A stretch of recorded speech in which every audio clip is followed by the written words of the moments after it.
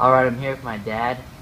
Uh, Dad, what's your opinion on the healthcare in America? How do you think it's going? Healthcare in terms of healthcare or paying for healthcare? Either. Both. Either. Um,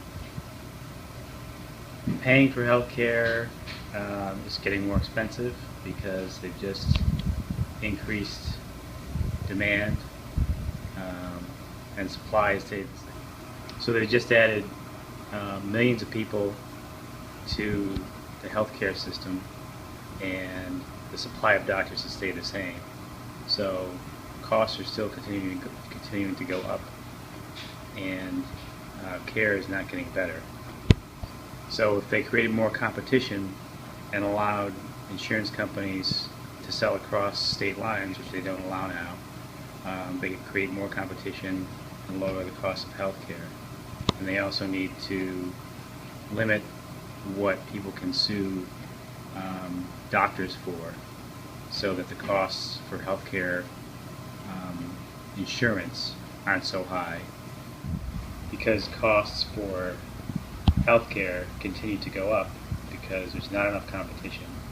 So if you create more competition, the costs will go down, and that will benefit everybody. What do you think about the decision to get back that soldier that was captured from the Taliban? Well, it was a tough decision because it's one of our soldiers and you want to get him back. Um, and the problem is that we negotiated with terrorists to trade their prisoners with our prisoner, which might put other soldiers in the future in jeopardy, because now the terrorists know, and our enemies know, that we'll negotiate